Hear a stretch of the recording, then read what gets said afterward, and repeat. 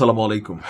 খুবই খুবই খারাপ সংবাদ। আমি যতদূর বুঝতে পারছি হয়তো আজকে রাতেই আপনারা দুঃসংবাদটা পেতে যাচ্ছেন। মধ্যপ্রাচ্যের যে আরব সাগর আছে সেখানে মার্কিন যুক্তরাষ্ট্রের নৌবাহিনীর দ্বিতীয় বহর এসে পৌঁছে গেছে।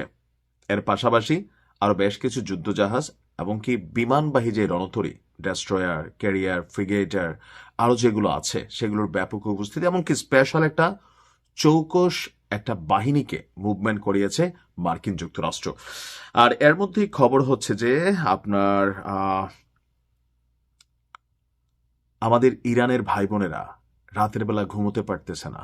আমি যখন নিউজটি করছি সারা দেশ জুড়ে আতঙ্ক ছড়িয়ে পড়েছে, মার্কিন হামলার আতঙ্ক। দরজা জানালা সিল করে রাখা হয়েছে, খাবার পানি মজুদ করছে ইরানিরা, কারণ যে কোনো সময় একটা বড় ধরনের ঘটনা বা যুদ্ধ ঘটলে তখন সবার আগে যেটা সমস্যা দেখা দেবে সেটা হচ্ছে খাদ্য। সো ইরানিরা প্রচুর পরিমাণ খাদ্য মজুদ করছে। এমনকি মেট্রোর নিচে যে বাংকারগুলো আছে, ইরান কিন্তু এরকম দিনের জন্য অনেক ধরনের মাটির নিচে বাংকার মেট্রোতে বা বিভিন্ন জায়গায় তারা তৈরি করে রেখেছে, সেগুলোকেও উন্মুক্ত করে দেওয়া হচ্ছে। অর্থাৎ যে কোনো সময় সম্ভাব্য একটা অভিযান চলতে যাচ্ছে, আর এটা ছোট আকার হবে না বুঝতে পারতেছি। রাত নামার সঙ্গে সঙ্গে ইরানিদের মধ্যে এক চাপাতঙ্ক ছড়িয়ে পড়েছে। এখন মার্কেটে আলোচনা আছে যে কোনো মুহূর্তে যুক্তরাষ্ট্র সামরিক হামলা চালাবে। আর এই শঙ্কা এখনো ইরানি জনগণদের মধ্যে আরো বড় আকার ধারণ করেছে।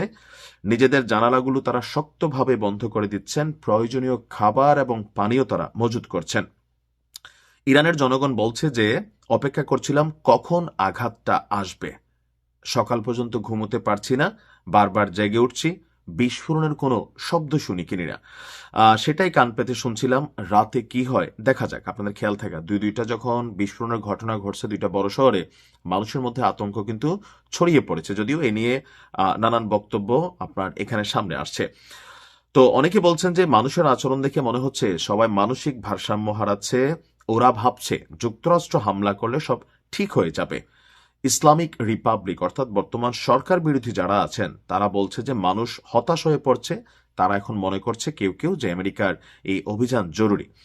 আবার গত এক সপ্তাহ ধরে ওয়াশিংটন ইরানের বিরুদ্ধে যে অবস্থান নিয়েছে, এতে ইরানেরও সামরিক তৎপরতা জনগণের মধ্যে টেনশনের কারণ তৈরি করছে। অর্থাৎ ইরানও তাদের যে সেনাবাহিনীকে তৈরি করা, বিভিন্ন সমুদ্রের নিচে মিসাইলের সুড়ঙ্গ উন্মুক্ত করে দেওয়া, হরমুজ প্রণালীতে মহড়া তৈরি করা, রাষ্ট্রীয় বিভিন্ন গুরুত্বপূর্ণ স্থানগুলোতে আকাশ পত্রিকা সিস্টেম অ্যাক্টিভ করা, বা এই যে ধরনের একটা যুদ্ধ পরিবেশ, এটা মানুষের মধ্যে আরো ভয়ের জায়গাটা তৈরি করে ফেলেছে। এছাড়া বলা হচ্ছে যে এই মুহূর্তে ইরানের জনগণের জন্য সরকারের বেশ কিছু বার্তাও আছে, সবাই যেন সাবধান থাকে। আমার কাছে মনে হচ্ছে ইরান সরকার সবচেয়ে বেশি যেটা নিয়ে বিপদে আছে সেটা হচ্ছে ভেতরে কে আসলে লুকিয়ে আছে, এজেন্ট। ইরানে যতবারই অভিযান চালানো হয়েছে আপনি দেখেন, বীরদের যারা প্রধান আছে বা আরো বিভিন্ন সময় যতগুলো অপারেশন হয়েছে, ভেতর থেকে তথ্য বের হয়ে যাচ্ছিল যে কে কোথায় আছে, কোথায় অবস্থান করতেছে। সুনির্দিষ্ট ছোট ছোট অভিযানের মাধ্যমে কিন্তু বড় বড় ঘটনা তখন ঘটাই দেওয়া হলো। তো ইরান সরকার এই মুহূর্তে আততায়ী বা ছদ্মবেশধারী নিজেদের মানুষ যারা পশ্চিমাদের কাছে অথবা আমেরিকার দুষ্টপুত্রের কাছে বিক্রি হয়ে গেছে, তাদেরকে ফাইন্ড আউট করা ইরানের জন্য এই মুহূর্তে সবচেয়ে বেশি ক্রিটিক্যাল।